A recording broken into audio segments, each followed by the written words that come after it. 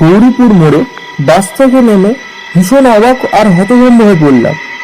দেখি সকল দোকানপাট বন্ধ হয়ে গেছে, আর তার উপর কোথাও কোনো জনমানবের কোনো চিহ্ন নেই।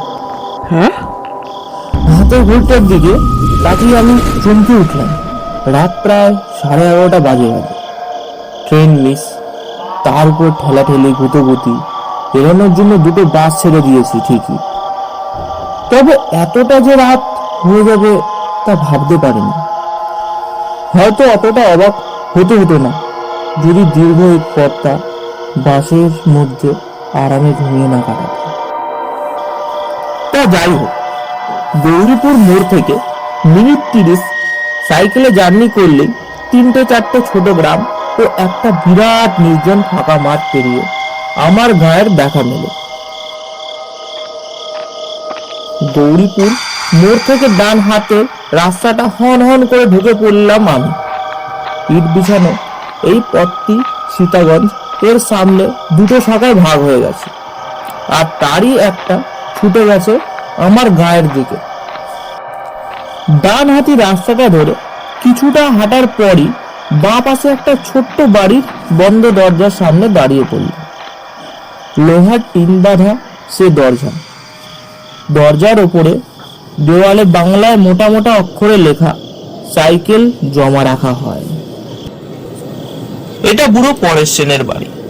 যারা কাজকর্ম, লেখাপড়া ইত্যাদির তাগিদে গা ছেড়ে শহরের দিকে যায়, তারা প্রায় সকলেই এখানে তাদের সাইকেল আর মোটর সাইকেলগুলো জমা রেখে যায়। ভাড়া খুবই কম, সাইকেল প্রতি 5 টাকা আর মোটর সাইকেল 10 টাকা। বাড়ির টিনের দরজায় কয়েকবার সজোরে আঙুলের টোকা দিলাম, কিন্তু কোনো সাড়া মিলল না। তার মধ্যে শীতের ঠান্ডা হাওয়া দাঁতে দাঁত কাঁপুনি ধরাচ্ছিল। মাথার মাফলারটা তাই আরো শক্ত করে কায়দা করে বেঁধে নিলাম। হাতের তালুতে খুঁজতে লাগলাম আর ডাক দিলাম, কাকু, দরজাটা খুলুন, সাইকেল নেব। তারপর আরো কয়েকবার আঙুলের টোকা দিলাম, তাও কোনো কাজ হলো না। খুঁড়তুতো এক দাদাকে ফোন করার জন্য পকেট থেকে মোবাইলটা বের করে দেখি বেচারা খিদে পেটে কেঁদে কেঁদে কখন ঘুমিয়েই পড়েছে। এক বিরক্তি সূচক শব্দ করে দরজার দিকে তাকালাম। দেখলাম উপরে একটা কুঁজো কালো মূর্তি অন্ধকার ঠেলে দরজার দিকে এগিয়ে আসছে। কিছুটা সামনে আসতেই লোকটার হাতের হ্যারিকেনের মৃদু আলোয় তাকে স্পষ্ট চিনতে পারলাম। হ্যাঁ, দোকানি পরেশ সেন। এতক্ষণে আশ্বস্ত হলাম। মনের অনেক দুশ্চিন্তা দূর হলো, মাথাটাও খানিকটা হালকা হলো। বুড়ো পরেশ সেন হ্যারিকেনটা উঁচিয়ে ধরে আমার মুখখানা ভালো করে কয়েকবার দেখে নিয়ে কাপা গলায় বলে উঠল, ও তুমি? এত রাত অব্দি কোথায় থাকো বাপু? আমি তেমন কিছু না বলে শুধু একটু হ্যাঁ হু দিয়ে তার পিছু পিছু ঘরে এসে ঢুকলাম। বুড়ো সারা শরীর কালো মোটা আরামদায়ক চাদরে ঢাকা, মাথায় মাংকি টুপি, পায়ে এক জোড়া ছাল ওঠা কালো বুট, আর চোখে সেই চেনা মোটা ফ্রেমের চশমাটা। কয়েক সেকেন্ড বাদেই টর্চ হাতে দরজার বাইরে বেরিয়ে এসে সাইকেলে চড়ে বসলাম, আর তৎক্ষণাৎ বাড়ির মোটা লোহার দরজাটা সশব্দে বন্ধ হয়ে গেল।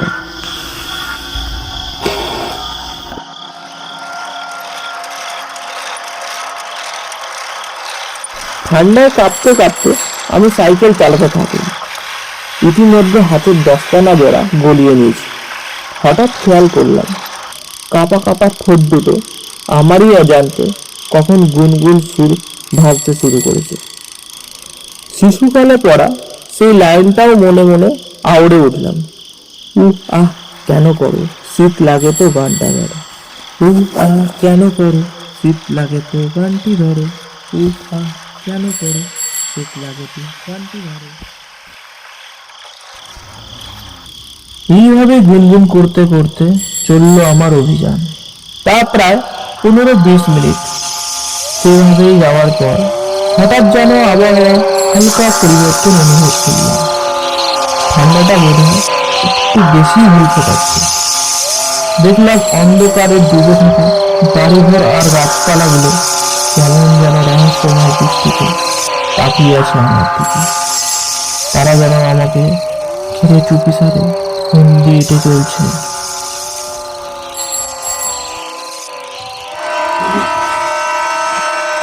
সেই দাঁড়াবে ঠান্ডা কিছু যেন একটা নিচের দিকে অনবরত নেমে যেতে থাকলো। সাইকেলে প্যাডেলে আমি জোর চাপ দিলাম, কিন্তু সাইকেলটা আগের মতো আর টানতে পারলাম না। পা দুটো যেন ঠান্ডা জমে গেছে। মনে হলো সাইকেলের পেছনে কেউ যেন হিমালয় পর্বতটাকে বেঁধে দিয়েছে, আর আমি ক্ষেত্রে ক্ষেত্রে সেটাকে টেনে নিয়ে যাচ্ছি। ভয় শরীরের ভারসাম্য যেন হারিয়ে ফেললাম। আমি একবার সাইকেলের গতি বাড়ানোর ব্যর্থ চেষ্টা করলাম, আর ঠিকই তখনই আমার ঠান্ডা দেহের বাম কাঁধে একটা হিমশীতল হাতে হাওয়া উঠে বসল।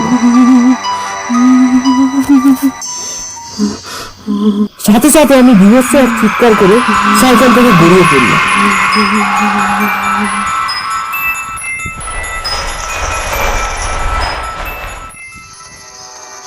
কাঁধে সেই জায়গাটা এখনো ঠান্ডা হয়ে রয়েছে, তবে খাওয়াটা যেন সরে গেছে মনে হলো। কয়েক সেকেন্ড বাদ আমি আস্তে আস্তে উঠে দাঁড়ালাম। ঘুর মাতালের মতো পা দুটো কেঁপে চলেছে, আর গলাটা যেন শুকিয়ে কাঠ হয়ে গেল। 2-3 বার ঢোক গেলে টিম টর্চ আলোয় চারপাশটা ভালোভাবে দেখে নিলাম। তারপর ভাত তো কাঁদো কাঁদো গলায় চেঁচিয়ে উঠলাম, কে কে তুমি, কি চাও? গলার আওয়াজ তো দূরের কথা, ছোটখাটো কোনো শব্দ কানে এসে পৌঁছালো না। আমি সাইকেলটা 2 হাতে চেপে ধরে আবার একবার চিৎকার করলাম, কে তুমি, কি চাও আমার কাছে?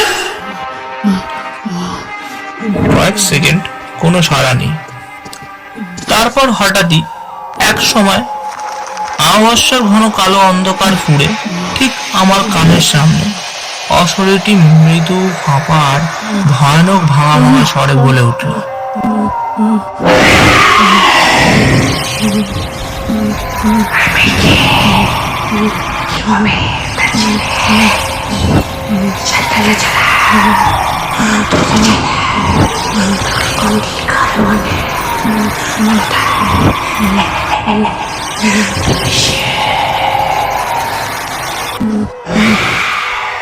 শব্দের সাথে বেরোনো তার মুখের ঠান্ডা বাতাস আমার এক কান দিয়ে ঢুকে অন্য কান যেন ফুঁড়ে বেরিয়ে গেল, আর বিভৎস এক দুর্গন্ধ সারা গা গুলিয়ে উঠল।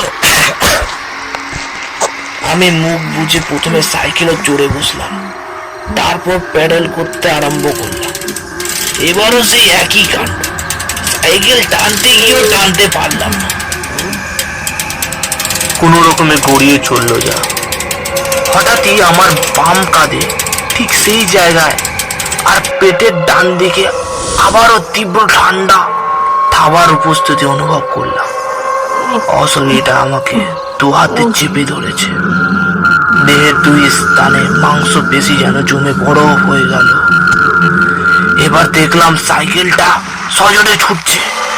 বুঝতে পারলাম না কোন দিকে কোন দিশায় চলছি। সাইকেলটা থামানোর জন্য সজোরে ব্রেক কষলাম, তবুও থামাতে পারলাম না। গাছপালা ঘর বাড়ি ফুরে সাইকেল এগিয়ে যেতে থাকলো। এক সময় সাইকেলটা 3 মাথা রাস্তায় মোড়ে এসে পড়ল। চিনতে পারলাম আমি সেই রাস্তাটা, এটাই তো সীতাগঞ্জের মোড়। মোড়ের বাম হাতের রাস্তাটা নামলেই 10-15 মিনিটের পথ। প্রথমে পড়বে সেই ফাঁকা মাঠ, তারপর আমার গ্রাম। মনে পড়ে গেল আমার মাঠের মাঝখানে সেই ভৌতিক শ্মশানটার কথা।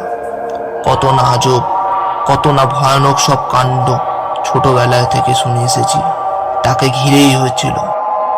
গায়ের লোকেদের বলতে শুনেছি ওই শ্মশানে গভীর অমাবস্যার রাতে নাকি সারা রাত জুড়ে চলে ভূতেদের তাণ্ডব। তারা পথিককে ভুল পথে চলিত করে আর মজা দেখে, আর তাদের থলির ভেতরে থাকা খাবার দাবার ফল মূল সব তারা আত্মসাৎ করে ফেলে।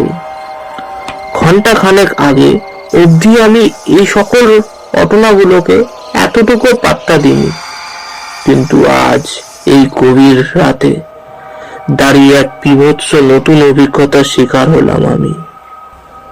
ঘটনা রটনা আর বিশ্বাস অবিশ্বাস মাঝে সুদৃঢ় প্রাচীনের যেন নিমেষেই এক নিমিত্ত ঢেউয়ের মতো বরফের মতো গলে গেল। অবশেষে পৌঁছালাম শ্মশানের রাস্তাটায়। বহুদিনের চেনা পথটা যেন অচেনা ঠেকছে। কিছুক্ষণ আগে অবধি চারিদিকে ছিল ঘন অন্ধকারে ঢাকা, কিন্তু এ পথে পৌঁছে দেখি কোথা থেকে মৃদু মৃদু সব আলো পড়ছে বড় বড় বট, অসত্য শেওড়া গাছের চূড়াগুলোতে। কি বিভৎস গা ছমছমসি আবহাওয়া। কোনো একদল অশরীরী অতিথি অপেক্ষা শ্মশানটা যেন সেজেগুজে বসে রয়েছে। সাইকেলের কেরিয়ারে জুড়ে বিরাজমান অশরীরটি তখন আর অতটা ভীতির সঞ্চার করছিল না। তার ঠান্ডা হাতের থাবাটাকেও আমার দেহ মানিয়ে উঠেছিল। মনে মনে ভাবলাম, একবার এই মাঠটা পেরাতে পারলেই বাঁচি। পিছনের অশরীরটা কোথায় চলেছে? আমার সাথে সাথেই বাড়ি অবধি যাবে নাকি কে জানে। এই সকল ভাবতে ভাবতে হঠাৎই এক জোরালো ধাক্কা খেয়ে আমি সাইকেল থেকে ছিটকে রাস্তায় গিয়ে পড়লাম সেই শ্মশানের উল্টো দিকে নিচু মাঠের মাঝে চিৎ হয়ে পড়েই দেখলাম রাস্তার পাশে ঝুলে থাকা বটের ডালটা ধরে কেউ যেন হুড়মুড় করে গাছে চড়ে বসল। এতক্ষণে সঙ্গে আসা অশরীরটি বোধ হয়। তারপর হঠাৎ শ্মশানের সমস্ত গাছপালা জুড়ে এক জোরালো আলোড়ন শুরু হলো, সাথে বিরাট এক চিৎকার।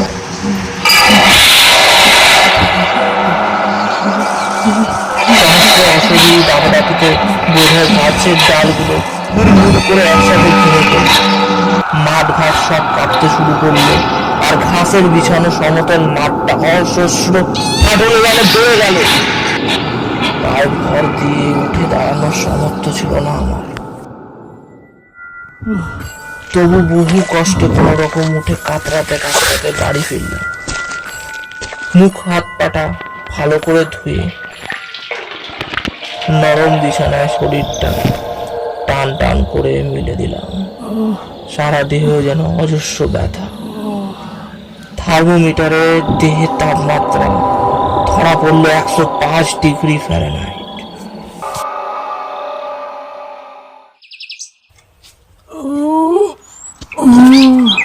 পরের দিন সকালে ঘুম থেকে উঠে দেখলাম গায়ের ব্যথা বিন্দু মাত্রাও নেই, শরীরের তাপমাত্রা পুরোপুরি স্বাভাবিক। কালকের ঘটনাটাও আর অতটা দগদগে ঠেকছে না। দেখলাম আমার সাইকেলের কিছু কিছু অংশ বেঁকে গেছে। ইতিমধ্যে মা হাতের ব্যাগটা দিয়ে গেল বাজারে যাওয়ার জন্য। আমি তৎক্ষণাৎ ব্রাশটা সেরে নিয়ে বাজারে বেরিয়ে পড়লাম। হাটটা বসেছে সেই সীতাগঞ্জ মোড়ে, সেখানেই চলেছি, সেই একই পথ। কয়েক মিনিট পর শ্মশানের রাস্তাটা এসে পৌঁছালাম। সাইকেল থামিয়ে শ্মশানটাকে ভালো করে দেখতে লাগলাম, কিন্তু সেখানে অস্বাভাবিক কিছুই দেখতে পেলাম না। গাছগুলো আগের মতো ডালপালা ছড়িয়ে দাঁড়িয়ে আছে, আর ঘাসের বিছানো মাঠটাও রয়েছে আগের মতোই সমতল। আমি আর কিছুই ভাবতে পারলাম না। মাথাটা আবার ভার হয়ে আসতে শুরু করেছে। শ্মশানটা সেরে আসার সময় দেখি মাঠের গাছপালা, বেটে বেটে ঘাস আর লোহার চুল্লিটা আমার দিকে তাকিয়ে ঘাড় ফিরিয়ে সামান্য হেসে চলেছে।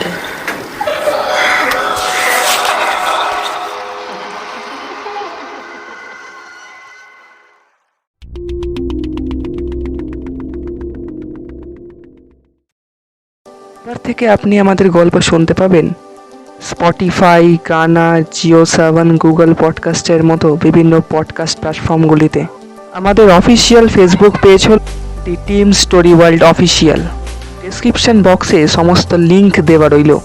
অবশ্যই ফেসবুক পেজ এবং স্পটিফাইতে আমাদের ফলো করুন, লাইক করুন এবং শেয়ার করুন। আপনার সমর্থন একান্তই আমাদের কাম্য। ধন্যবাদ।